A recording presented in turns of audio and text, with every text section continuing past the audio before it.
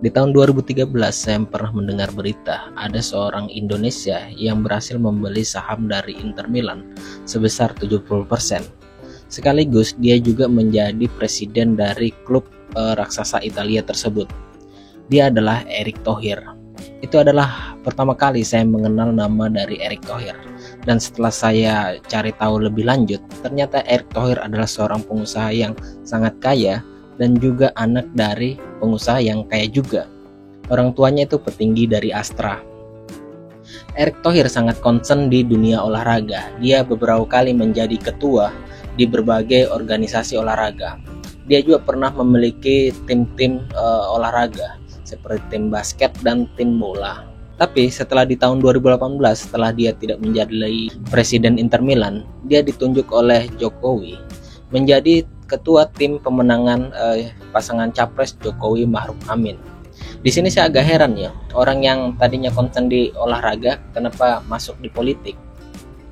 Menurut Pak Jokowi, Erick Thohir itu adalah sosok yang bisa membuat sebuah organisasi itu berhasil. Pak Jokowi mengambil contoh waktu Erick Thohir menjadi ketua panitia penyelenggaraan Asian Games di tahun 2018.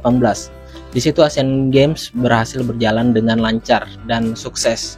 Terlebih lagi, Indonesia waktu itu bisa finish di urutan keempat.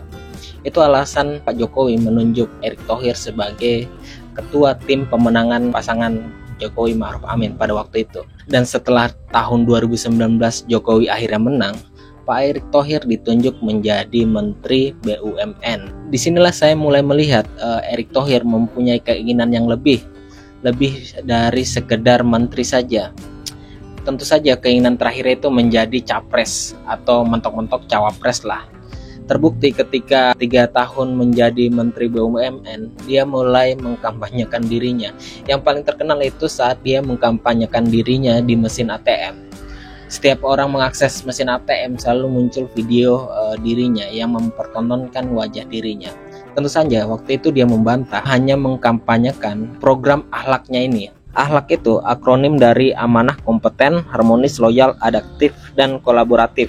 Tentu saja walaupun dibantah, menurut saya dia tetap ngiklan ya, tetap mengkampanyekan diri. Bagaimana tidak, pesan dari video yang muncul di mesin ATM itu kan harusnya ditujukan pada internal Kementerian BUMN, bukan ke masyarakat yang mengakses mesin ATM itu. Tapi berbagai upayanya untuk menaikkan namanya saat menjadi menteri mendapat respon yang sedikit negatif dari masyarakat. Bahkan dia sering dikritik oleh elit-elit partai dan elit-elit oposisi pada saat itu.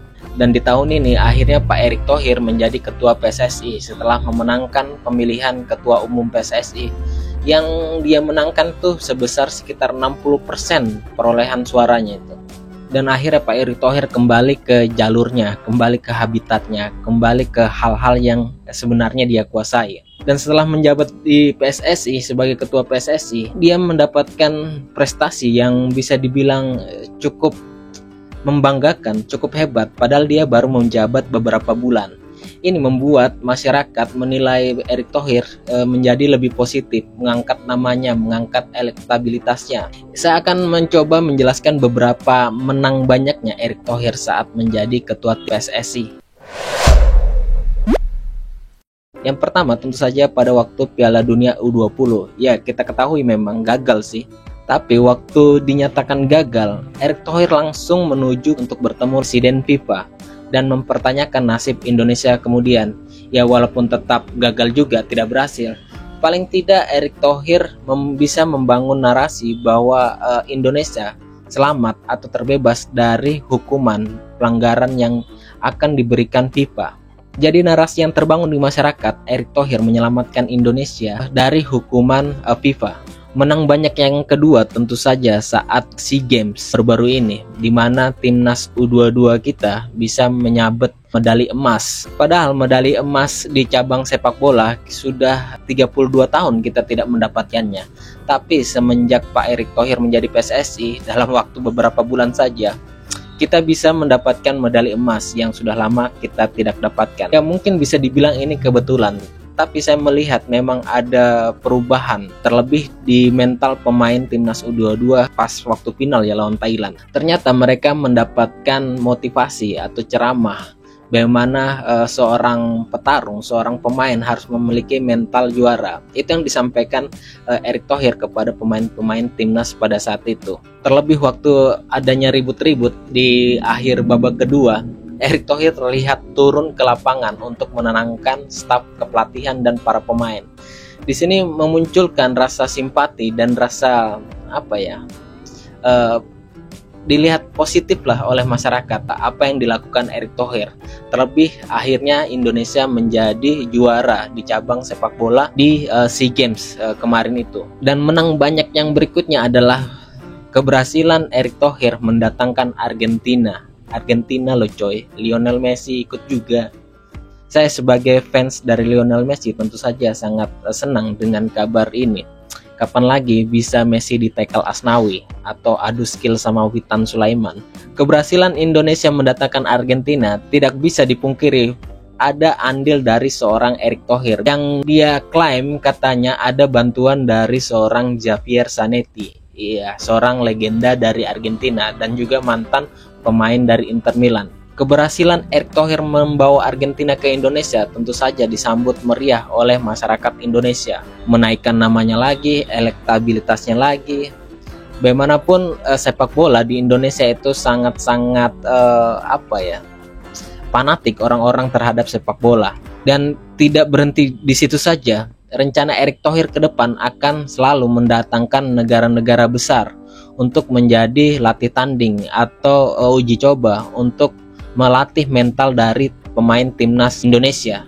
Tentu saja itu yang diperlukan oleh timnas Indonesia. Perlu mendapatkan lawan yang levelnya memang jauh di atas mereka agar mereka mendapatkan pengalaman berada di bawah tekanan. Dan dari semua prestasi dan pencapaian Erick Thohir menjadi seorang ketua tim PSSI membuat namanya baik di masyarakat, elektabilitasnya juga naik. Akhirnya banyak isu-isu dan berita berseliweran. Katanya Erick Thohir mendapat tawaran menjadi cawapres.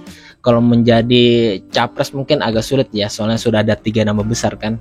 Jadi kemungkinan Erick Thohir menjadi cawapres itu semakin besar karena dia mendapatkan pengakuan dari masyarakat. Masyarakat puas dengan kinerjanya sebagai ketua PSSI. Dan apapun itu ya, saya akan tetap mendukung Pak Erick Thohir, bukan sebagai cawapres tapi sebagai ketua PSSI. Saya rasa dia berada di tempat yang cocok sesuai passionnya, pengalamannya juga di dunia olahraga banyak, terutama sepak bola, terus pemahamannya juga dengan mental pemain, skill pemain juga bagus, dan tentu saja pengalamannya menjadi presiden Inter Milan bisa diterapkan di timnas kita.